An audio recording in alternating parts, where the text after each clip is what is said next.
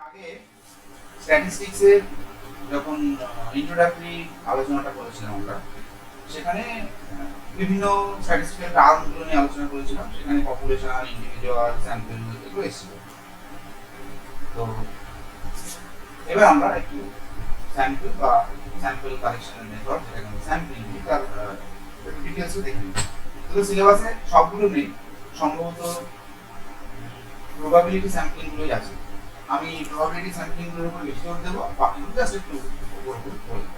ওকে, আমরা জানি যে স্ট্যাটিস্টিক্সে আমরা যে ডেটা সংগ্রহ করি বা ডেটা কালেকশন করি বা যে ডেটা দিয়ে আমরা স্ট্যাটিস্টিক্সে কাজ করি, সেই ডেটা একটা গ্রুপ অফ ইন্ডিভিজুয়াল থেকে তো নেওয়া হয়।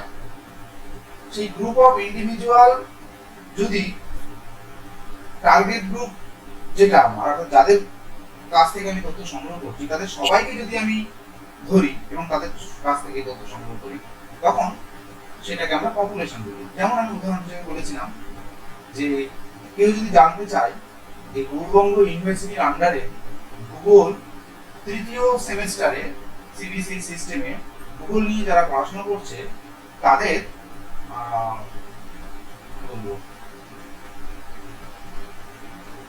লাস্ট ইয়ার অ্যাটেন্ডেন্স, ওকে, সেক্ষেত্রে দুটো উপায় করা যেতে পারে। একটা হচ্ছে যে গৌরবঙ্গ ইউনিভার্সিটি আন্ডারে যতগুলো কলেজ আছে যেখানে ভূগোল পড়ানো হয় অনার্স, প্রত্যেকটা কলেজে যত সংখ্যক স্টুডেন্ট আছে সবার পার্সেন্টেজ অফ মার্কস আমি ইউনিভার্সিটি থেকে, সরি অ্যাটেন্ডেন্স, সমস্ত কলেজ থেকে আমি অ্যাটেন্ডেন্সটা কালেকশন করব। তাহলে গৌরবঙ্গ ইউনিভার্সিটির আন্ডারে ভূগোল অনার্স সিবিসিএস সিস্টেমে তৃতীয় সেমিস্টারে ধরলাম 600 জন স্টুডেন্ট আছে। তাহলে সেই 600 জন স্টুডেন্টের তাদের যে অ্যাটেন্ডেন্স, তাহলে 600টা অ্যাটেন্ডেন্স আমার কাছে আছে। তাহলে আমার নাম্বার অফ অবজারভেশন 600, অর্থাৎ প্রত্যেককে আমি যখন ইনক্লুড করছি সেটাকে আমি বলছি পপুলেশন স্ট্যাটিস্টিক্সের ভাষায়। আমরা জনসংখ্যার পপুলেশন কি দেখলে বলছি না, হ্যাঁ, এখানে এনি কালেকশন অফ ইন্ডিভিজুয়ালস, সেটাকে আমরা পপুলেশন বলছি যখন সমস্ত ইন্ডিভিজুয়ালকে একসঙ্গে ধরা হচ্ছে। বুঝা গেল? এইবার সবসময় সম্ভব হয় না সবাইকে নিয়ে কাজ করা, সম্ভব হয় না। হ্যাঁ, যেটা বলছি, তো অনেক সময় কি হয়, সকলকে নিয়ে বা সমস্ত ইন্ডিভিজুয়ালকে নিয়ে বা সমস্ত ইন্ডিভিজুয়ালের কাছ থেকে তথ্য সংগ্রহ করে কাজ করাটা অসম্ভব হয়ে যায়। তখন কি করা হয়, তাদের কাছ থেকে একটা অংশকে আমরা নিয়ে কাজ করি। অর্থাৎ আমি উদাহরণ হিসেবে আবার বলছি যে গৌরবঙ্গ ইউনিভার্সিটির ভূগোল তৃতীয় সেমিস্টারে 600 জন মোট স্টুডেন্ট আছে। তাদের মধ্যে থেকে আমি 60 জনকে বেছে নিলাম র্যান্ডাম, অর্থাৎ বিভিন্ন কলেজ থেকে জাস্ট দিলাম, সেখান থেকে রোল নম্বর ধরে ধরে বললাম যে এই কটা রোল নম্বর আমাকে তাদের অ্যাটেন্ডেন্সগুলো দাও। সেইভাবে আমি 60 জনের অ্যাটেন্ডেন্স নিয়ে নিলাম। তাহলে এই যে 600 জনের মধ্যে মাত্র 60 জনকে নিলাম, এই যে 60 জনের অ্যাটেন্ডেন্স আমার কাছে হলো এই সংখ্যা, এই যে 60, তাহলে এখানে নাম্বার অফ অবজারভেশন কত হলো? 60 আউট অফ 600, তাই তো? 600 জনের মধ্যে 60 জনকে নিলাম। এই 60 জন, এই যে সংখ্যাটা, এটাই হয়ে গেল আমার স্যাম্পল। এইবার প্রশ্ন হচ্ছে যে 60 জনকে আমি 600 জনের মধ্য থেকে বেছে নিলাম, তো এবং এই বাছার পদ্ধতিটা কি পদ্ধতিতে আমি বেছে নিলাম, সেটা হচ্ছে সব থেকে গুরুত্বপূর্ণ। ঠিক আছে?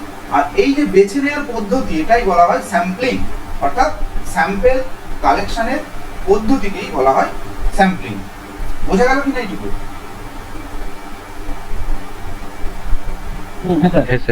হ্যাঁ, এইবার আমি একদম শুরুতে যখন স্ট্যাটিস্টিক্সের শ্রেণীবিভাগ বলেছিলাম, সেখানে দেখবি বলেছিলাম যে descriptive statistics and inferential statistics, তাই তো?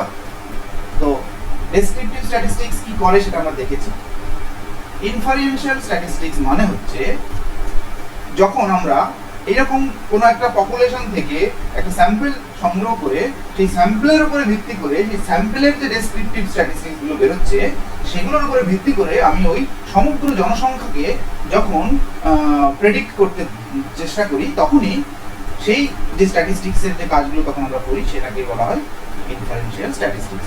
একটু সহজ করে বলি, আমি যে উদাহরণটা ব্যবহার করছি যে 600 জন স্টুডেন্টের মধ্যে 60 জনকে নিলাম। এইবার ওই 60 জনের গড় অ্যাটেন্ডেন্স আমি বের করতে পারি, ওই 60 জনের মোডাল অ্যাটেন্ডেন্স আমি বের করতে পারি। অলরেডি আমরা মিন, মিডিয়ান, মোড এগুলো নিয়ে আলোচনা করেছি।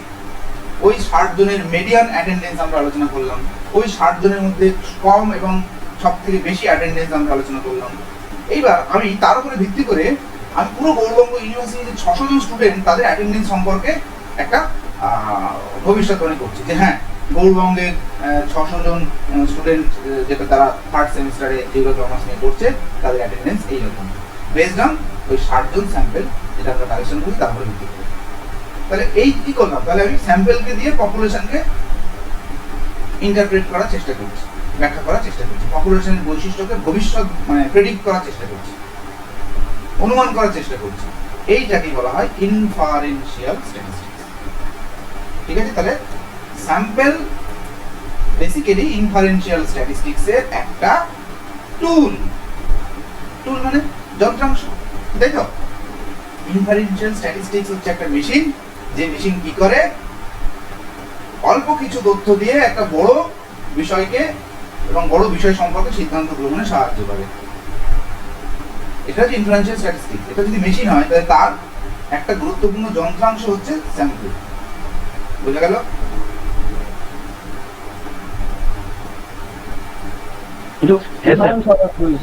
হ্যাঁ, এটা আবার বলেন মেশিনের ব্যাপারটা যেটা বলছি। হ্যাঁ মেশিন।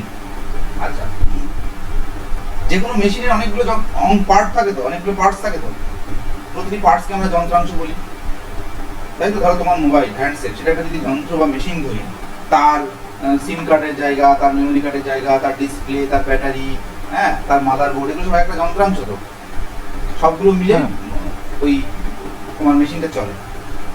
একই রকম ভাবে আমি বললাম যে ইনফারেন্সিয়াল স্ট্যাটিস্টিক্স হচ্ছে একটা স্ট্যাটিস্টিক্সের একটা মেশিন। আমি জাস্ট তুলনা করে কথাটা বলছি। এটা একটা বেসিক্যালি মানে এটা হিসাব নিকাশ মেশিনের ব্যাপার তো না, এটা আমি জাস্ট উদাহরণের জন্য বললাম। তো তার মধ্যে স্যাম্পল হচ্ছে একটা যন্ত্রাংশ। এছাড়া আরো অনেক ক্যালকুলেশন আছে, আরো অনেক ধরনের মেথড আছে, কিন্তু গুরুত্বপূর্ণ এবং প্রাথমিক যন্ত্রাংশ হচ্ছে স্যাম্পল। অর্থাৎ ইনফারেন্সিয়াল স্ট্যাটিস্টিক্সের শুরুটাই হয় স্যাম্পল কালেকশন থেকে, আর সেই স্যাম্পল কালেকশনের যে পদ্ধতি সেটাকেই বলে স্যাম্পলিং। তাহলে এখন যদি আমি প্রশ্ন করি স্যাম্পল কাকে বলে, বল দেখি যে কোনো একজন। সময় নষ্ট করুন না, তাড়াতাড়ি করুন।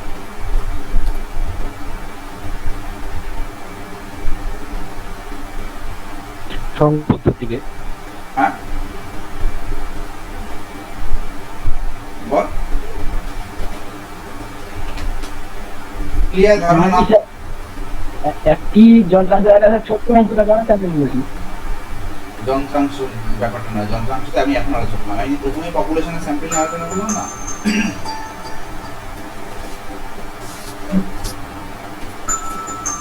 এক মিনিট,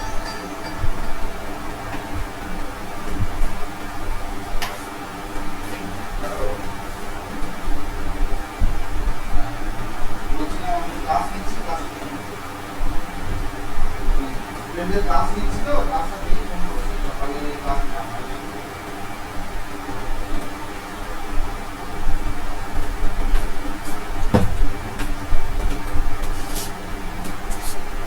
দেখ। আমি এত এত বলছি, আলটিমেটলি যদি তোরা না বুঝিস তাহলে মুশকিল হয়ে যাবে। হ্যাঁ, ভালো করে বোঝ। মানুষরা অনেকগুলি তথ্য থেকে, একটা বড় তথ্য থেকে একটা ক্ষুদ্রতম তথ্য দিয়ে তারা স্যাম্পলিং করছি না, এইভাবে বললে হবে না। যেটা বলতে হবে যে যখন আমরা সমগ্র অর্থাৎ কোনো একটা জনসংখ্যা বা কোনো একটা বিষয়ে সমস্ত ইন্ডিভিজুয়ালকে একসঙ্গে নিই, তখন সেটাকে পপুলেশন বলি। আর সেই সমস্ত ইন্ডিভিজুয়ালের একটা ছোট অংশকে যখন আমরা সিলেক্ট করি বা বেছে নিই, তখন সেই ছোট অংশটাকে আমরা স্যাম্পল বলি। ঠিক আছে? আর তাহলে স্যাম্পলিং কাকে বলে?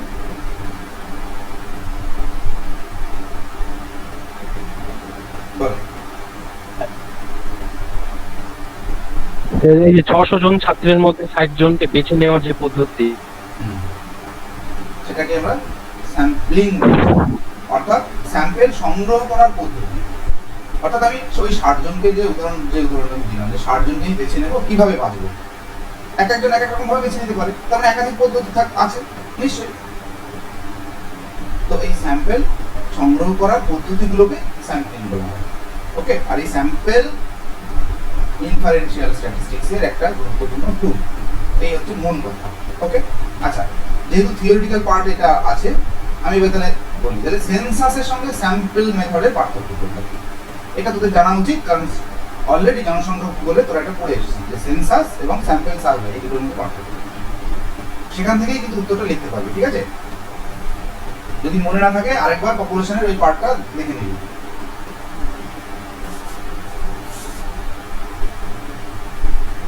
সেন্সাস মানে হচ্ছে যখন সমগ্র পপুলেশনকে নিয়ে কাজ করা হয়, সমগ্র পপুলেশনের থেকে তথ্য সংগ্রহ করা হয়, ঠিক আছে? আর স্যাম্পল সার্ভে হচ্ছে যখন স্যাম্পল থেকে তথ্য সংগ্রহ করা হয়, অর্থাৎ ওই যে বললাম 600 জন প্রত্যেকের অ্যাটেন্ডেন্স নিলাম, নিয়ে সেটা নিয়ে কাজ করছি, তাহলে ওই 600 জনের কাছ থেকে তথ্য সংগ্রহ করা সেটা হচ্ছে সেন্সাস মেথড। আর আমি যখন মাত্র 60 জনের কাছ থেকেই তাদের অ্যাটেন্ডেন্সের পার্সেন্টেজটা নিয়েছি, তাহলে সেটা হয়ে গেল স্যাম্পল সার্ভে মেথড। স্যাম্পল সার্ভের সুবিধা কি, সেন্সাসের অসুবিধা কি, এটা পপুলেশনে পড়েছিস, ওইগুলোই জাস্ট এখানে লিখে দিবি, কোনো অসুবিধা নেই। ওকে, আচ্ছা নেক্সট আমি চলে যাচ্ছি, why do we need samples. এই যে বোর্ড দেখা যাচ্ছে তো, কম্পিউটার স্ক্রিন, হ্যাঁ স্যার। কেন আমরা স্যাম্পল চুজ করি? এক নম্বর কি বলছে, large sized populations necessitate sampling because completing a total enumeration is impossible.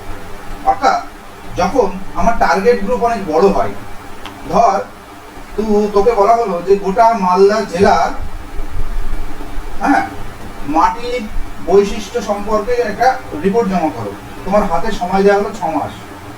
ওকে, তো তুমি মালদা জেলার প্রতিটি গ্রামে, প্রতিটি মাঠে, প্রতিটি জায়গার মাটি তুমি নিতে পারবে? সম্ভব কি? তখন তোমাকে কি করতে হবে, মালদা জেলার কিছু ফিজিওগ্রাফিক ডিভিশনগুলোকে দেখে নিতে হবে, সয়েল জোনটাকে দেখে নিতে হবে, নিয়ে প্রতিটি জোনে গিয়ে তোমাকে একটা একটা করে স্যাম্পল নিতে হবে, নিয়ে সেই স্যাম্পলের উপর ভিত্তি করে তোমাকে সমগ্র মালদা জেলা সম্পর্কে একটা আইডিয়া দিতে হবে।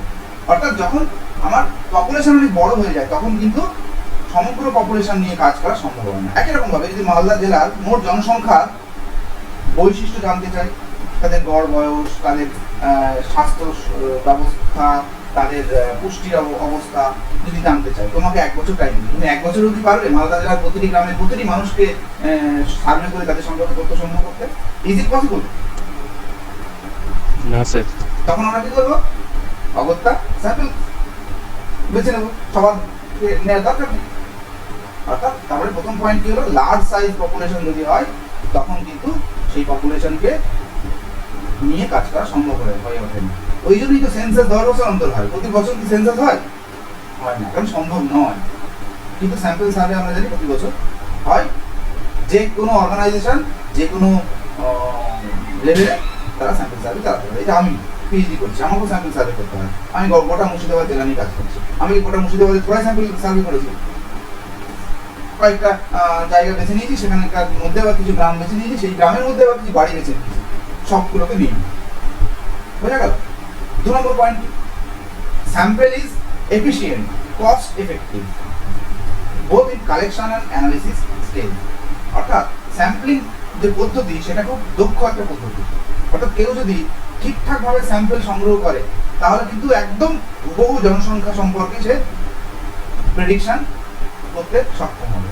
আর কি, যেহেতু খুব তাড়াতাড়ি হয়ে যায়, অল্প সময়ে হয়ে যায়, তাই এটা কস্ট এফেক্টিভ, মানে সব কম খরচে হয়। একটা সেন্সাস তৈরি করতে অনেক খরচ, সেখানে স্যাম্পল সার্ভেতে অনেক কম খরচে ব্যাপারটা হয়ে যায়। 2 নম্বর। 3 নম্বর কি, sampling allows for in-depth analysis. Yes, একটা কথা মনে কর, পপুলেশন জিওগ্রাফি যখন পড়েছিলি সেখানে দেখবি সেন্সাসের সঙ্গে যখন আমরা স্যাম্পল সার্ভে পার্থক্য লিখছিলাম সেখানে কিন্তু আমরা বলেছিলাম যে যেহেতু সেন্সাস সমস্ত জনসাধারণকে দিতে হয়, সেখানে কিন্তু খুব বেশি গভীরে গিয়ে বিশ্লেষণ বা তথ্য সংগ্রহ করা সম্ভব হয় না, জাস্ট ওপর কিছু ইনফরমেশন নিয়েই ছেড়ে দেওয়া হয়। কিন্তু স্যাম্পল সার্ভে যেহেতু আমরা অল্প কিছু ইন্ডিভিজুয়ালকে নিয়ে কাজ করি, তার ফলে কি হয়, আমরা চাইলে একদম খুব গভীরে গিয়ে তথ্য সংগ্রহ করতে পারি, সেই সুযোগটা থাকে। আর কি, sampling allows repeated collection of information quickly and inexpensively. অর্থাৎ একটা সেন্সাস হওয়ার পরে যদি সেই সেন্সাসে কোনো ত্রুটি থাকে, আবার আরেকটা সেন্সাস চালাতে গেলে আবার ওই ধরনের খরচ এবং অত সময়, অত ম্যান পাওয়ার লাগবে। কিন্তু স্যাম্পলিং এর সুবিধাটা কোথায়, আমি চাইলে একাধিকবার স্যাম্পল সংগ্রহ করতে পারি, একাধিকবার সেই স্যাম্পলের উপরে সার্ভে করতে পারি, কারণ আমার সাইজটা ছোট, অল্প জনকে আমাকে সার্ভে করলেই হয়ে যাচ্ছে। ওই জন্য রিপিটেড কাজ করার ক্ষেত্রে স্যাম্পলিং খুব সুবিধা প্রদান করে এবং এটা তাড়াতাড়ি হয়, কম খরচ হয়, ইনএক্সপেন্সিভ। ইনএক্সপেন্সিভ মানে হচ্ছে কম খরচ। আরেকটা হচ্ছে স্যাম্পল সাইজ যদি ছোট হয় তাহলে সেই স্যাম্পলের মধ্যে ভুল ত্রুটি সেটাকে চেক করার ক্ষেত্রে অনেক বেশি সতর্কতা অবলম্বন করা যায়, যার ফলে ত্রুটি বিচ্যুতি হওয়ার চান্স কমে যায়। ক্লিয়ার? তাহলে কেন আমরা স্যাম্পলিং করবো যদি প্রশ্ন আসে এই উত্তরগুলো বলবো। আমি অলরেডি স্যাম্পলিং এর উপরে নোট পাঠিয়ে দিয়েছি গ্রুপে, দেখে নেবেন কেন স্যাম্পল করা হয়, সেখানে বলা আছে। এক নাম্বার পয়েন্ট কিন্তু আলাদা বলেন তো। হ্যাঁ, ওটাই তো আসল পয়েন্ট, আর ওটাই কি বুঝতে পারলে না? হ্যাঁ হ্যাঁ, ওটা একটু বুঝতে পারলাম। ওখানে কি বলছে? ওখানে বলছে যে জনসংখ্যা যদি খুব বেশি হয়, অর্থাৎ আমি যাদের উপরে গবেষণা করতে যাচ্ছি, যাদের থেকে তথ্য সংগ্রহ করতে চাইছি, সেটা যদি অনেক বড় হয়, সাইজ অনেক বেশি হয়, আমি উদাহরণ হিসেবে মালদার সমগ্র জনসংখ্যার কথা বললাম বা গোটা মালদার মাটির বৈশিষ্ট্য জানার কথা বললাম, সেক্ষেত্রে পুরো পপুলেশনকে স্টাডি করা তো সম্ভব নয়, কারণ সেটা অনেক বেশি সময় সাপেক্ষ, অনেক বেশি ব্যয় সাপেক্ষ, অনেক মানুষ লাগবে। তখন আমরা কি করি? স্যাম্পল করি। বোঝা গেল? এখন যদি বলা হয় যে ডাক্তার তোকে ব্লাড টেস্ট করতে দিয়েছে, তুই যখন ডায়াগনস্টিক সেন্টারে যাবি, তোর শরীরে সব রক্ত বের করে টেস্ট করবে কি? না না, অল্প নিয়ে। হ্যাঁ, ওই অল্প, ওটাই স্যাম্পল, মানে তোর শরীর থেকে ব্লাড স্যাম্পল নিল, নিয়ে সেইটাকে সেটার বৈশিষ্ট্যগুলো দেখবে, দেখে বলে দেবে যে হ্যাঁ তোর সারা শরীরে যত রক্ত আছে সব রক্তের বৈশিষ্ট্য ওই। বোঝা গেল? দিস ইজ কল্ড স্যাম্পলিং, এবং তার মাধ্যমে ইনফারেন্স, অর্থাৎ একটুখানি রক্ত নিয়ে তোমার শরীরের মধ্যে কি হচ্ছে সেটা বলে দেওয়া। আশা করি বুঝতে পেরেছি এবার। হ্যাঁ হ্যাঁ হ্যাঁ। আচ্ছা, এবার তাহলে নেক্সট আমরা যেটা বলবো সেটা হচ্ছে যে এসেনশিয়ালস অফ স্যাম্পলিং, অর্থাৎ স্যাম্পলিং এর ক্ষেত্রে কি কি জিনিস মাথায় রাখা দরকার। খাতা কলম নেই, পয়েন্ট করে, এটা এখানে নেই। স্যাম্পলিং এর ক্ষেত্রে কতগুলো বিষয় আমাদেরকে মাথায় রাখতে হয়, সেটা কি?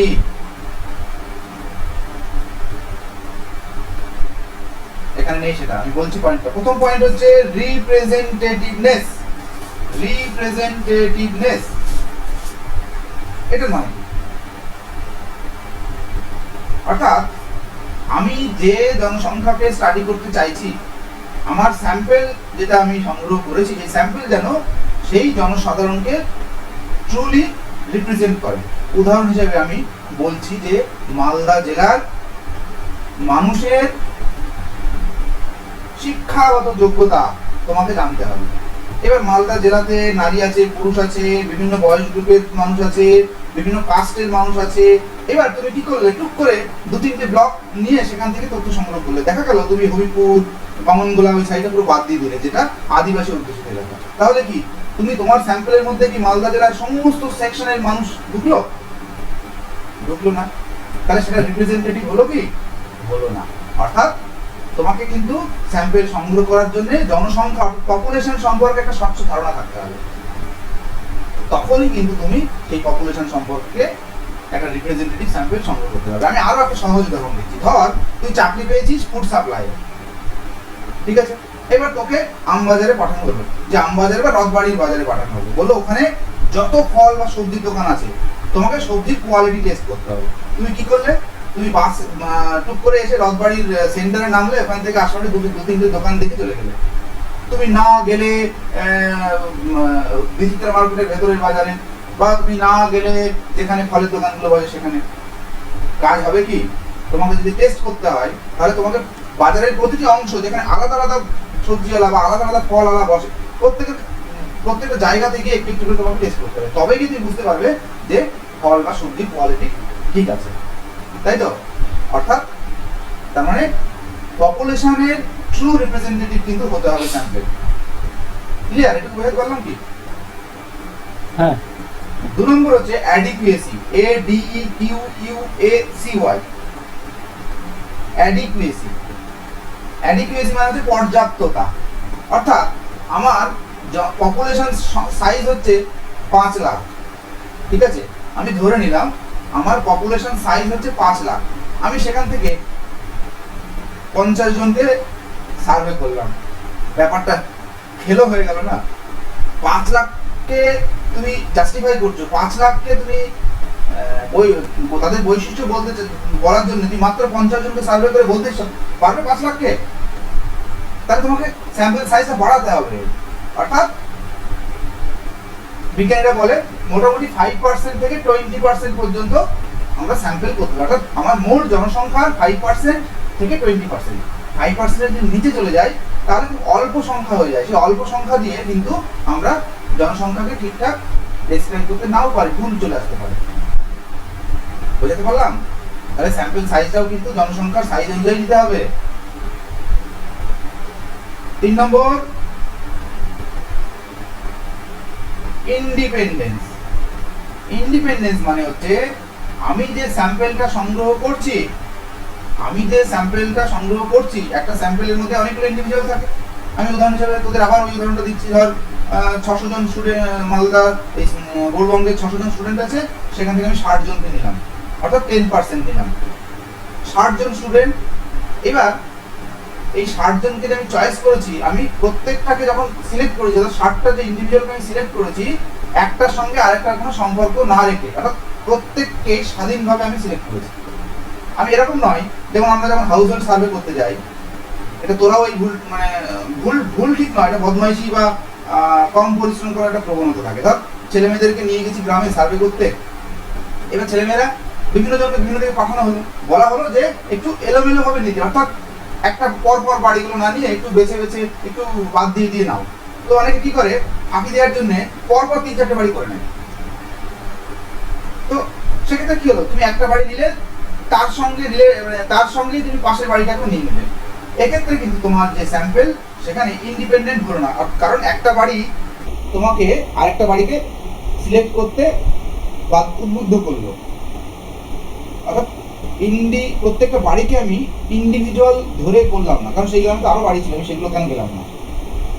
একটা গ্রামে আমি 500 বাড়ি আছে, আমাকে সেখান থেকে 50টা বাড়ি নিতে হবে, আমি পরপর রাস্তার ধার দিয়ে 50টা বাড়ি নিয়ে নিলাম। ব্যাপারটা ওরকম হলে হবে।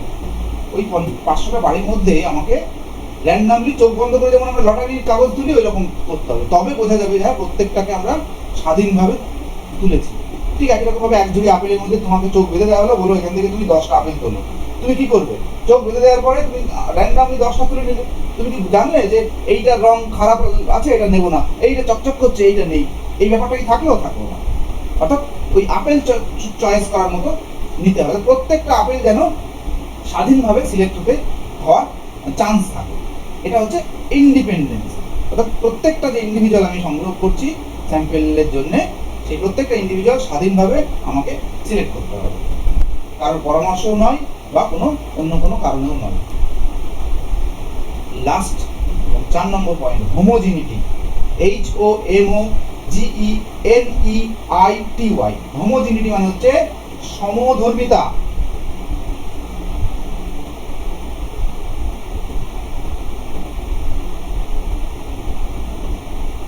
সাধারণত এখানে যেটা বলা হয় যে আমার পপুলেশন যেরকম বৈশিষ্ট্যযুক্ত, আমি যে স্যাম্পলটা সংগ্রহ করছি তার বৈশিষ্ট্য যেন মোটামুটি কাছাকাছি হয়। পপুলেশনে ধরলাম বিভিন্ন কাস্টের মানুষের যেরকম পার্সেন্টেজ আছে, আমি যখন স্যাম্পলটা নিচ্ছি আমি চেষ্টা করব ওই সেম পার্সেন্টেজে বিভিন্ন কাস্টের মানুষ থেকে স্যাম্পল সংগ্রহ করা। This is called homogeneity. এটা যদি না করি তাহলে আমার ত্রুটি চলে আসতে পারে আমার অ্যানালিসিসে। বোঝা গেল?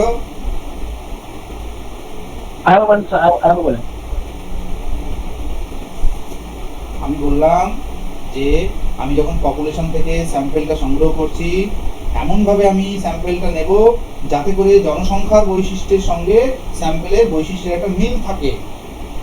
সেটা কি করে বুঝবো? আমি ধরলাম জনসংখ্যার মধ্যে SC ST OBC জেনারেল এই সবগুলো জাতের মানুষ আছে এবং তারা বিভিন্ন পার্সেন্টেজে রয়েছে।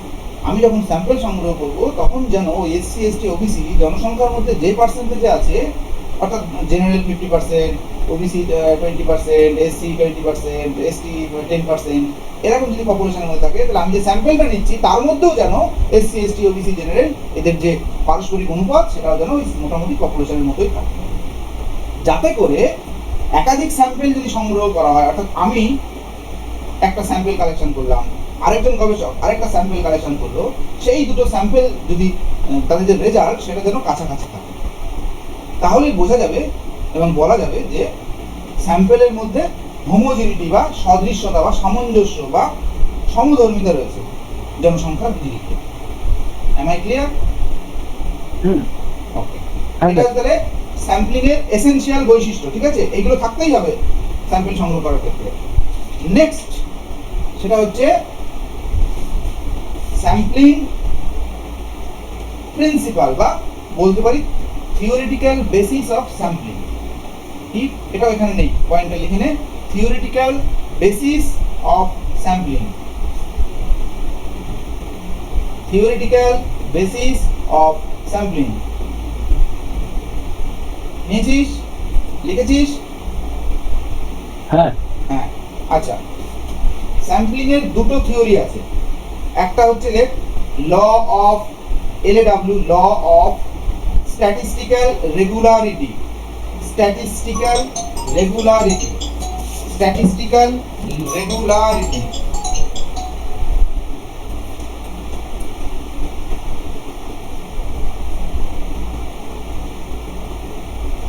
দু নম্বর law of inertia, law of inertia, INERTIA, of large numbers, law of inertia of large numbers। লেখা হয়েছে প্রথম ল বলছে ল অফ স্ট্যাটিস্টিক্যাল রেগুলারিটি। যদি আমরা কোনো একটা জনসংখ্যা থেকে র্যান্ডামলি কিছু স্যাম্পল কালেকশন করি, তাহলে এটা প্রাকৃতিক নিয়মেই হয় যে ওই স্যাম্পল থেকে যে বৈশিষ্ট্যগুলো পাওয়া যাবে হুবহু জনসংখ্যার বৈশিষ্ট্য সেম হবে। এটাকেই বলা হয় ল অফ স্ট্যাটিস্টিক্যাল রেগুলারিটি। অর্থাৎ কোনো একটা জনসংখ্যা থেকে, পপুলেশন থেকে আমি যখন র্যান্ডামলি চোখ বন্ধ করে লটারির মতো কতগুলো ইন্ডিভিজুয়ালকে তুলে নিলাম, নিয়ে সেই ইন্ডিভিজুয়ালের বৈশিষ্ট্যগুলো যখন আমি দেখব, সেই বৈশিষ্ট্য হুবহু ওই জনসংখ্যার বৈশিষ্ট্যের সঙ্গে মিলে যাবে। এটাকেই বলা হয় স্ট্যাটিস্টিক্যাল রেগুলারিটি। স্যার, বলো। এখানে তো ডাটা কালেকশন বা স্যাম্পল নিচ্ছি আমরা র্যান্ডমলি, কিন্তু একে আমরা রেগুলারিটি কেন বলছি? না, রেগুলারিটি মানে হচ্ছে, এটা হচ্ছে কি বলবো, একটা গাণিতিক রেগুলারিটি। রেগুলারিটিটা বলা হচ্ছে কিন্তু বৈশিষ্ট্যের ম্যাচিং যে হচ্ছে, অর্থাৎ স্যাম্পলের যে বৈশিষ্ট্য সেটার সঙ্গে পপুলেশনের বৈশিষ্ট্যের মধ্যে একটা মিল থাকছে। এবার বিভিন্ন ক্ষেত্রে যদি আমরা এটাকে অ্যাপ্লাই করি, তাহলে আমরা এই সেম রেজাল্ট পাবো। এটাই হচ্ছে রেগুলারিটি। বোঝা গেল? আচ্ছা, কিন্তু আমরা যখন স্যাম্পলটা নেব, তখন কোনো রকম ভাবে যেন বায়াসড হয়ে না যায়, ওই জন্য বলা হচ্ছে র্যান্ডামলি। অর্থাৎ মানে যে কোনো ইন্ডিভিজুয়াল সিলেক্ট হতে পারে। দু নম্বর যেটা বলছে law of inertia of large number, এটাও একটা গুরুত্বপূর্ণ বৈশিষ্ট্য যেটা যারা স্যাম্পল নিয়ে কাজ করে তারা মাথায় রাখে। সেটা হচ্ছে যে স্যাম্পল নিয়ে যখন আমরা কাজ করি এবং স্যাম্পল থেকে যে বৈশিষ্ট্যটা আমরা পাই, সেটা আমাদের টার্গেট থাকে বা লক্ষ্য থাকে, সেটা পপুলেশনের যে বৈশিষ্ট্য তার কাছাকাছি হবে। হুবহু এক হবে এটা কিন্তু আমরা আশা করি না, কাছাকাছি হবে, কিন্তু খুব সামান্য একটা মিনিমাম এরর থাকে, যেটাকে আমরা স্ট্যাটিস্টিক্যাল এরর বলে থাকি। কিন্তু প্রশ্ন হচ্ছে যে স্যাম্পল সাইজ যত বাড়াবো তত সেই এররের পরিমাণ কমতে থাকবে। এটাও একটা অঙ্কের নিয়ম, একটা ম্যাথমেটিক্যাল নিয়ম। যত স্যাম্পল সাইজ বাড়াবো তত আমার ওই যে ভুল বা এরর সেটা কমতে থাকবে। আমি একটা উদাহরণ দিচ্ছি। ধর গৌরবঙ্গ ইউনিভার্সিটির সেমিস্টার 3 ভূগোল অনার্সের 600 জন স্টুডেন্ট। সেই 600 জন স্টুডেন্টের সেমিস্টার 2 এর পার্সেন্টেজ, গড় পার্সেন্টেজ আমি বের করলাম, ধরলাম আমি সেটা পেলাম 59%। অর্থাৎ 600 জনের সেমিস্টার 2 এর পরীক্ষার গড় নাম্বার হলো 59.5%। 59.5%। এইবার একজন সেখান থেকে, অর্থাৎ ওই 600 জনের মধ্য থেকে 60 জনকে বেছে নিল এবং সেখান থেকে তাদের পার্সেন্টেজ বের করে দেখলো যে সেটা এসছে 58.98%, বা ওই কাছাকাছি 59 এর কাছাকাছি। তাহলে এটা কি বলা যায় না যে আমি যে স্যাম্পলটা নিয়ে কাজ করলাম সেটা true representative of the population, কারণ একদম কাছাকাছি রেজাল্ট এসছে। এবার প্রশ্ন হচ্ছে কেউ যদি 60 জনের জায়গায় 10 জনকে নিয়ে একটা গড় বের করলো, দেখা গেল সে হয় খুব খারাপ পার্সেন্টেজ যারা পেয়ে তাদেরকে নিয়ে ফেলেছে, বা খুব ভালো পার্সেন্টেজ যারা পেয়ে তাদেরকে নিয়ে ফেলেছে, ফলে অ্যাকচুয়াল যেটা পপুলেশনের গড় আর স্যাম্পল থেকে যেটা বেরোলো সেটা দেখা গেল 68%।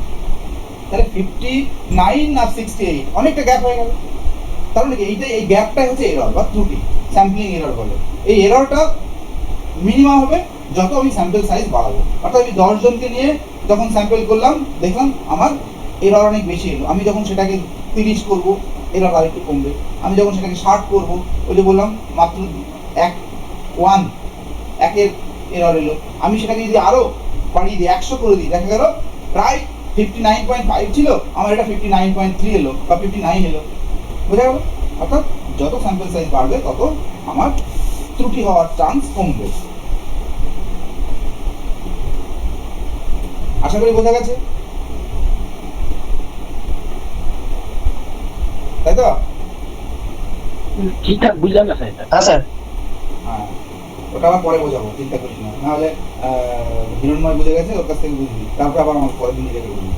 আচ্ছা, নেক্সট যেটা আমি বলছি সেটা হচ্ছে যে স্যাম্পলিং এরর। স্যাম্পলিং এরর দু রকমের হয়, ওকে? এটা পাবি হচ্ছে এনজি দাসের ইংরেজি বই স্ট্যাটিস্টিক্সে।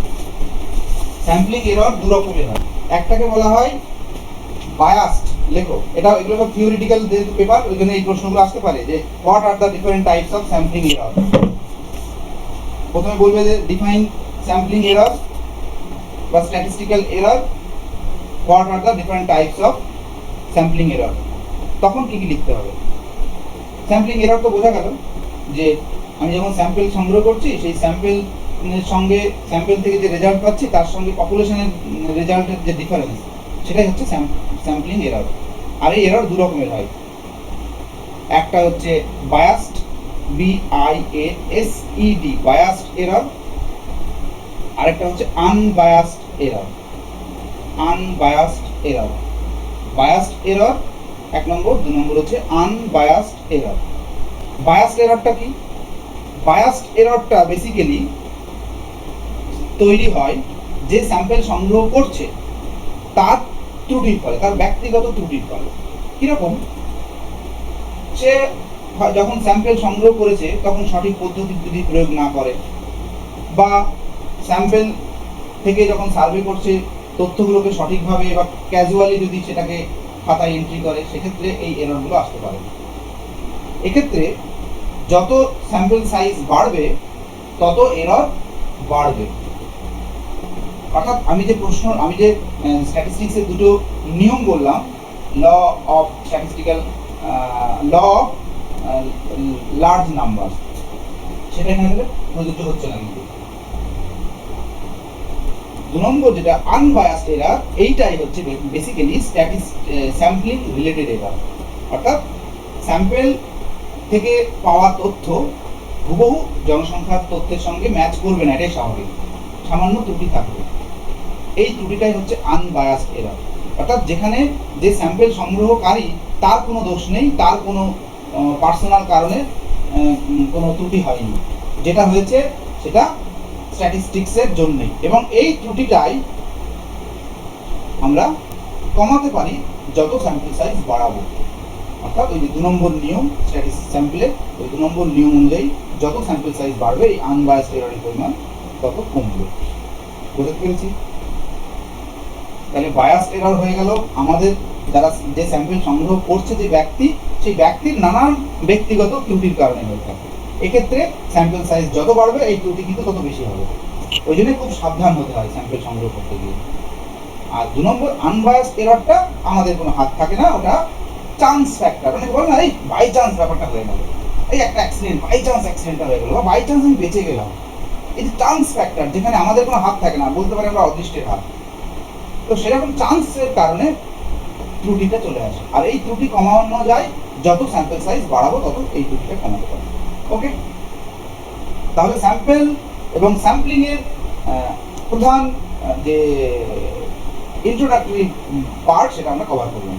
নেক্সট এবার আমরা যাচ্ছি মেথড অফ স্যাম্পলিং বা টাইপস অফ স্যাম্পলিং। সেম জিনিস, মেথড অফ স্যাম্পলিং বা টাইপস অফ স্যাম্পলিং একই জিনিস। ওকে, প্রথমে আমরা স্যাম্পলিংকে দুটো ভাগে ভাগ করব। একটাকে বলা হয় প্রবাবিলিটি স্যাম্পলিং, প্রবাবিলিটি স্যাম্পলিং, আরেকটাকে বলা হয় নন প্রবাবিলিটি স্যাম্পলিং। ওকে, এই যে এইটা প্রবাবিলিটি স্যাম্পলিং, ডান দিকে দেখো লেখা আছে, আর বাম দিকে লেখা আছে নন প্রবাবিলিটি স্যাম্পলিং। এই নন প্রবাবিলিটি স্যাম্পলিং তোমাদের সিলেবাসে নেই, তোমাদের সিলেবাসে শুধুমাত্র প্রবাবিলিটি স্যাম্পলিং আছে, তাও আবার তার মধ্যে র্যান্ডম স্যাম্পলিং আছে, সিস্টেমেটিক স্যাম্পলিং আছে, এইরকম। ওকে, তো প্রবাবিলিটি স্যাম্পলিং ব্যাপারটা কি? প্রবাবিলিটি শব্দটা একটা স্ট্যাটিস্টিক্যাল টার্ম। এমনি বাংলা করলে ডিকশনারিতে দেখাবে সম্ভাব্যতা, সম্ভাব্যতা। কিন্তু প্রবাবিলিটি শব্দটার একটা স্পেসিফিক সায়েন্টিফিক বা ম্যাথমেটিক্যাল নোটেশন আছে, বা ম্যাথমেটিক্যাল একটা বক্তব্য আছে প্রবাবিলিটি শব্দটার মধ্যে। সেটা কি? সেটা হচ্ছে যে তুমি যখন কোনো পপুলেশন থেকে স্যাম্পল সংগ্রহ করবে, তখন ইচ ইন্ডিভিজুয়াল, প্রতিটি ইন্ডিভিজুয়ালকে তোমাকে সমান সুযোগ দিতে হবে to be selected as sample. বোঝা গেল না? আমি উদাহরণ দিই, এক ঝুড়ি আপেল নিয়ে একজন বিক্রেতা বসে আছে। তুমি কি করো যখন 1 কেজি আপেল কিনবে? তুমি কি করো? বেছে বেছে কোনটা চকচক করছে দেখে দেখে নিই, তাই তো? কিন্তু যদি সেই বিক্রেতা বলে না আমি ওইভাবে দেবো না, তোমাকে চোখ বন্ধ করে তুলতে হবে, তখন ওই ঝুড়িতে যদি 100টা আপেল থাকে, তুমি 1 কেজি মানে 10টা আপেল ধরলাম, তাহলে 10টা কিনবে। তোমার যদি চোখ বেঁধে দেয়, তাহলে ওই 100টা আপেলের প্রত্যেকটাই তোমার হাতে উঠতে পারে, তাই তো? অর্থাৎ প্রত্যেকটা আপেলের চান্স রয়েছে তোমার হাতে উঠে আসার। এটাকেই বলা হয় ইকুয়াল প্রবাবিলিটি, অর্থাৎ সম্ভাবনা, চান্স টু বি সিলেক্টেড, অর্থাৎ তোমার হাতে উঠে আসার সম্ভাবনা। এটাকেই বলা হয় বেসিক র্যান্ডম স্যাম্পলিং বা basic probability sampling. Probability sampling এর একদম প্রথম পার্ট হচ্ছে এটা, যেটাকে আমরা র্যান্ডম স্যাম্পলিং বা সিম্পল র্যান্ডম স্যাম্পলিং ও বলে থাকি। এইবার এই র্যান্ডম স্যাম্পলিং আবার দু রকমের হয়, বা প্রবাবিলিটি স্যাম্পলিং এর আরেক নাম র্যান্ডম স্যাম্পলিং, এটা কিন্তু মাথায় রাখি। প্রবাবিলিটি স্যাম্পলিং এরই আরেক নাম র্যান্ডম স্যাম্পলিং। তো এই প্রবাবিলিটি স্যাম্পলিং কে আমরা দুটো ভাগে ভাগ করছি। একটা হচ্ছে সিম্পল আর আনরেস্ট্রিক্টেড, অর্থাৎ কোনো রেস্ট্রিকশন থাকছে না। আমি আপেলের উদাহরণটা দিলাম, চোখ বন্ধ করে দেওয়া হলো, তুমি তুলবে, that is called unrestricted random sampling. আরেকটাকে বলা হয় রেস্ট্রিক্টেড র্যান্ডম স্যাম্পলিং, অর্থাৎ কিছু বিধিনিষেধ দেওয়া থাকছে। কিরকম? ধরো তোমার বলা হলো যে পাশাপাশি 5 জন আপেল বিক্রেতা আছে, তোমাকে ওভারঅল আপেলের গুণগত মান তোমাকে বুঝতে হবে। কিন্তু তুমি এক ঝলক তাকিয়ে দেখলে যে কিছু লোক কাশ্মীরি আপেল বিক্রি করছে, দুজন ক্রেতা সিমলা আপেল বিক্রি করছে, আর একজন ক্রেতা অন্য কোনো জায়গায় আপেল বিক্রি করছে। তাহলে তোমাকে যদি ওভারঅল কোয়ালিটি যাচাই করতে হয়, তাহলে কিন্তু ওই যে 3 ধরনের আপেল বিক্রি হচ্ছে, ওই 3 ধরনের আপেলকে প্রথমে তোমাকে ভাগ করে নিতে হবে। প্রত্যেকটা থেকেই কিন্তু তোমাকে স্যাম্পল নিতে হবে। শুধুমাত্র কাশ্মীরি আপেল তুমি টেস্ট করে চলে এলে, বললে না খুব ভালো, ব্যাপারটা কিন্তু হবে না। অর্থাৎ সেখানে একটা রেস্ট্রিকশন বেঁধে দেওয়া হলো যে ওই 3 ধরনের আপেল বিক্রেতার কাছ থেকেই তোমাকে আপেল সংগ্রহ নিতে হবে। তখন তারপরে তুমি র্যান্ডমলি নাও, কিন্তু ওইটা তোমাকে রেস্ট্রিকশন করে দেওয়া হবে। একই রকম ভাবে ধরো লাইন দিয়ে একটা রেশনের দোকানে লাইন দিয়ে লোক দাঁড়িয়ে আছে। এবার তোমাকে বলা হলো যে যতজন রেশন দোকানে লাইন দিয়ে দাঁড়িয়ে আছে, তাদের গড় বয়স তোমাকে বের করতে হবে। তুমি কি করলে? র্যান্ডমলি চুজ করতে পারো, চোখ বন্ধ করে একজন করে তোমার মনে হলো তুমি টেনে নিলে। আরেকটা হতে পারে সিস্টেমেটিক্যালি তুমি করলে কি, তুমি ধরো একজন প্রথমে যে আছে তাকে নিলে প্রথমে, তারপরে 10 জন পরে একজন নিলে, তারপর আবার 10 জন পরে আরেকজন নিলে, তারপর আবার 10 জন পরে আরেকজনকে নিলে। বুঝে গেল? এটাও কিন্তু রেস্ট্রিক্টেড। কেন? কারণ তুমি প্রথম যাকে নিচ্ছ সেটাই তুমি র্যান্ডমলি সিলেক্ট করছো, বাকি কিন্তু তুমি একটা নির্দিষ্ট সিস্টেম মেনটেন করছো, অর্থাৎ একটা নির্দিষ্ট ইন্টারভ্যাল মেনটেন করছো। তাহলে রেস্ট্রিকশন থাকলো। একই রকম ভাবে ক্লাস্টার স্যাম্পলিং বলে আরেকটা মেথড আছে, ওখানেও মোটামুটি এরকম গ্রুপ করে নিয়ে তারপর করতে হয়। তো যাই হোক, তাহলে আমরা প্রবাবিলিটি স্যাম্পলিং এর মধ্যে দুটো ভাগ দেখলাম, একটাকে বলছি আমরা সিম্পল র্যান্ডম স্যাম্পলিং বা যেটাকে আমরা আনরেস্ট্রিক্টেড র্যান্ডম স্যাম্পলিং বলছি, আর 2 নম্বর হচ্ছে রেস্ট্রিক্টেড র্যান্ডম স্যাম্পলিং। তার মধ্যে আবার আমরা 3টে ভাগ দেখলাম, সেটা আমরা পরে আসছি। এইবার এই সিম্পল র্যান্ডম স্যাম্পলিং এর আবার দুটো ভাগ, একটাকে বলা হয় উইথ রিপ্লেসমেন্ট আর একটাকে বলা হয় উইদাউট রিপ্লেসমেন্ট। ধরো ওই আবার একই উদাহরণ দিচ্ছি, তুমি ফুড সাপ্লাই অফিসার, তুমি মালদার রথবাড়িতে আপেলের কোয়ালিটি যাচাই করতে এসছো। এবার তুমি আপেল বিক্রেতার কাছে যাচ্ছ, সেখান থেকে স্যাম্পল নিচ্ছ। এবার প্রশ্ন হচ্ছে যে ধরো তুমি কোনো একটা আপেল বিক্রেতার কাছে 1000 আপেল আছে, এবার তুমি সেখান থেকে 10টা আপেল নেবে, নিয়ে টেস্ট করবে। তাহলে তুমি কি করলে, প্রথমে একটা আপেল নিলে, নিয়ে সেটাকে টেস্ট করলে, করে আবার এই ঝুড়িতেই ফেরত দিলে, আবার আরেকটা আপেল নিলে, টেস্ট করলে, করে আবার এই ঝুড়িতেই ফেরত দিলে। তাহলে কি হলো, যে আপেলটা তুমি প্রথমে নিলে, নিয়ে আবার ফেরত দিয়ে দিলে, তারপরে সেকেন্ডটা চুজ করছো, তাহলে ওই সেকেন্ডটা নেওয়ার সময় তুমি প্রথম যে আপেলটা নিলে সেটা আসার চান্স থেকে যায় কি, তাই তো? এটাকে বলা হয় উইথ রিপ্লেসমেন্ট। উইথ রিপ্লেসমেন্ট অর্থাৎ আমি টেস্ট করার পর আবার ঝুড়িতেই ফেরত দিয়ে দিচ্ছি। আরেকটা কি, তুমি যেটা নিলে সেটা সাইডে রেখে দিলে, আবার একটা নিলে সাইডে রেখে দিলে, আবার একটা নিলে সাইডে রেখে দিলে, অর্থাৎ ওই ঝুড়িতে ফেরত দিলে না। এইভাবে তুই পরপর 10টা র্যান্ডামলি তুলে নিলে, এটাকে বলা হচ্ছে উইদাউট রিপ্লেসমেন্ট। বোঝা গেল, এই দুটোই কিন্তু র্যান্ডম সিম্পল র্যান্ডম স্যাম্পলিং বা আনরেস্ট্রিক্টেড র্যান্ডম স্যাম্পলিং এর উদাহরণ। আর রেস্ট্রিক্টেড র্যান্ডম স্যাম্পলিং তার উদাহরণ 3 রকমের। একটাকে বলা হয় স্ট্র্যাটিফাইড স্যাম্পলিং, আমি যে উদাহরণ দিলাম কাশ্মীরি আপেল, সিমলা আপেল, আর আরেকটা পাঞ্জাব বা অন্য জায়গার হরিয়ানার আপেল। তাহলে এই যে 3টে ধরনের আপেল বিক্রি হচ্ছে, তোমাকে প্রথমেই 3টে স্ট্রাটা অর্থাৎ 3টে স্তর করে নিতে হবে বা 3টে পার্ট করে নিতে হবে। তারপরে প্রতিটি পার্ট থেকে তুমি 2টো বা 4টে বা 5টা যা নেবে তখন র্যান্ডমলি তোলো। এটাকে বলা হয় স্ট্র্যাটিফাইড স্যাম্পলিং। সাধারণত যখন পপুলেশনের মধ্যে ভ্যারিয়েশন থাকে তখন আমরা স্ট্র্যাটিফাইড র্যান্ডম স্যাম্পলিং ইউজ করি, অর্থাৎ প্রথমে হোমোজেনিয়াস বা সমধর্মী বৈশিষ্ট্য সম্পন্ন বিভিন্ন অংশে বা স্ট্রাটা যেটাকে বলা হয় পার্টে ভাগ করে নিই। একই রকম ভাবে আমি যদি মালদার উদাহরণ দিই, আমি মালদার জনসংখ্যার বৈশিষ্ট্য জানতে চাইছি, তাহলে আমাকে দেখে নিতে হবে যে মালদার কোন ব্লকে কি ধরনের অর্থাৎ মানুষ বসবাস করে, অর্থাৎ কোথাও কোনো ব্লকে এসসি পপুলেশন বেশি, তাহলে সেখান থেকে আমাকে এসসি পপুলেশনের পার্সেন্টেজটা বেশি নিতে হবে স্যাম্পলিংয়ে। আবার কোনো ব্লকে জেনারেল পপুলেশন বেশি, তাহলে সেই ব্লক থেকে কিন্তু আমাকে জেনারেল পপুলেশন নিতে হবে। বা আমি যদি সব ব্লকগুলোকে না নিই তাহলে কিন্তু আমাকে প্রথমেই সব ব্লকগুলোকে কতগুলো স্তরে ভাগ করে ফেলতে হবে, অর্থাৎ জেনারেল পপুলেশন বেশি এরকম ব্লক, এসসি পপুলেশন বেশি এরকম ব্লক, এসটি পপুলেশন বেশি এরকম ব্লক, এরকম 3টে স্তরে ভাগ করে নিলাম। নিয়ে এবার তারপর সেখান থেকে আমি একটা বা দুটো করে ব্লক তুলে নিলাম, নিয়ে সেখান থেকে আমি সার্ভে করলাম। কিন্তু আমি প্রথমে স্ট্রাটাতে ভাগ করে নিলাম, তো এটাকেই বলা হয় স্ট্র্যাটিফাইড র্যান্ডম স্যাম্পলিং। আর সিস্টেমেটিক স্যাম্পলিং তো উদাহরণ দিলামই, রেশন দোকানের লাইন, যেখানে প্রথম স্যাম্পলটা প্রথম ইন্ডিভিজুয়ালটা র্যান্ডমলি নেওয়া হয়, পরবর্তী ক্ষেত্রে একটা নির্দিষ্ট ইন্টারভ্যালে স্যাম্পল সংগ্রহ করা হয়। আর ক্লাস্টার স্যাম্পলিং এটাও মোটামুটি স্ট্র্যাটিফাইড স্যাম্পলিং এর মতোই, কিন্তু এখানে যেটা করা হয় সেটা হচ্ছে ক্লাস্টার বা গ্রুপ ফর্ম করা হয়, অর্থাৎ আমার কাছে যে জনসংখ্যাগুলো আছে সেগুলোকে নিয়ে কতগুলো গ্রুপ ফর্ম করে নিতে হয়। আমি আমার পিএইচডি গবেষণা থেকে উদাহরণটা দিচ্ছি, তাহলে বুঝতে পারবেন। ধর আমি গোটা মুর্শিদাবাদের ওপরে আমার তথ্য দরকার, কিন্তু আমি তো গোটা মুর্শিদাবাদের প্রতিটি গ্রামকে সার্ভে করতে পারবো না। প্রথমে আমি কি করলাম, আমি প্রথমে কতগুলো গ্রুপ করে নিলাম। কিরকম গ্রুপ, আমি মুর্শিদাবাদ জেলার উত্তর দিকের ব্লকগুলোকে নিয়ে একটা গ্রুপ করলাম, মুর্শিদাবাদ জেলার পূর্ব দিকের ব্লকগুলোকে নিয়ে একটা গ্রুপ করলাম, আর পশ্চিম দিকের ব্লকগুলোকে নিয়ে একটা গ্রুপ করলাম। এইবারে প্রতিটি গ্রুপের মধ্যে ঢুকে আমি আবার গ্রুপ করলাম গ্রাম পঞ্চায়েত অনুযায়ী।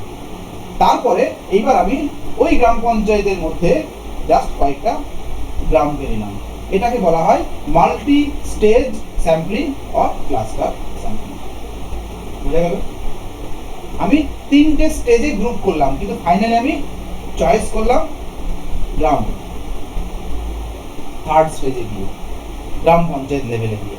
ঠিক আছে, কিন্তু যদি প্রশ্ন আসে এর মধ্যে সব থেকে অ্যাকিউরেট, স্ট্যাটিস্টিক্সের ভাষায় সব থেকে অ্যাকিউরেট স্যাম্পলিং মেথড হচ্ছে র্যান্ডম স্যাম্পলিং, এটা বলা হয়। হ্যাঁ, যদি হোমোজিনিয়াস হয় পপুলেশন, যদি পপুলেশন আমার হেটেরোজিনিয়াস হয়, অর্থাৎ পপুলেশনের মধ্যে অনেক পার্থক্য থাকে, সেক্ষেত্রে stratified random sampling best option. বোঝা গেল, বাকি সিস্টেমেটিক বা ক্লাস্টার স্যাম্পলিং অনেক ত্রুটি বিচ্যুতি থেকে যায়। আচ্ছা, লাস্ট একটা পয়েন্ট তোরা নোট কর, সেটা হচ্ছে যে আমি জানি না কোন স্যাম্পলিং মেথড ইউজ করবো, তাহলে আমি কিভাবে বুঝবো যে আমি কোন মেথড, এতগুলো মেথড আপনি বললেন, আমি কোন মেথডটা ইউজ করবো? তারও কিছু মানে নিয়ম আছে। কি? 1 নম্বর, প্রথম কথা হচ্ছে আমি যে পপুলেশনটাকে স্টাডি করছি সেটা কত বড় সেটা মাথায় রাখতে হবে, অর্থাৎ সাইজ অফ দ্য ইউনিভার্স। 2 নম্বর পয়েন্ট কি, আমার কাছে কি রিসোর্স অ্যাভেলেবল আছে, অর্থাৎ আমার কাছে কজন ম্যান পাওয়ার আছে, আমার কাছে কতটা সময় আছে, কত টাকা আছে, এইগুলো অনেক সময় ম্যাটার করে যে আমি কোন স্যাম্পলিং ইউজ করব। 3 নম্বর হচ্ছে আমার কতটা অ্যাকিউরেসি দরকার, যদি খুব বেশি অ্যাকিউরেসি দরকার হয় তাহলে আমাকে সেই অনুযায়ী most suitable sampling method use করতে হবে। আর যদি খুব বেশি অ্যাকিউরেসি দরকার না হয় তাহলে মোটামুটি একটা সহজ, যেটাতে সহজে কাজ হয়ে যাবে সেরকম স্যাম্পলিং মেথড নিতে পারি। তারপরে যে পপুলেশনটা রয়েছে সেটা হোমোজিনিয়াস না হেটেরোজিনিয়াস, সেটা একটা বিষয় যে বললাম। হোমোজিনিয়াস হলে সিম্পল র্যান্ডম স্যাম্পলিং এ কাজ চলে যাবে, যদি হেটেরোজিনিয়াস হয় তাহলে কিন্তু আমাকে স্ট্র্যাটিফাইড স্যাম্পলিং ইউজ করতে হবে। নেচার অফ স্টাডি, অর্থাৎ আমি যে স্টাডিটা করছি সেটা কি ধরনের স্টাডি, সেটা কি একবারেই হবে নাকি একটা কন্টিনিউয়াসলি চলতে থাকবে তারপরে ভিত্তি, অর্থাৎ যদি এটা দীর্ঘ সময়ের স্টাডি হয় তাহলে একরকম ভাবে আমি স্যাম্পল নেব।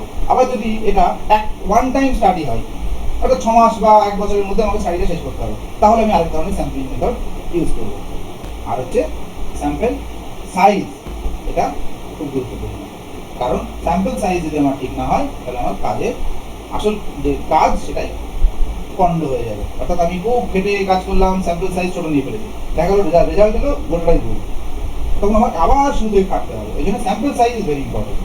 খুব ছোট নেবে না বা খুব বড় নেবে না, কারণ খুব বড় নিলে অনেক সময় লেগে যাবে।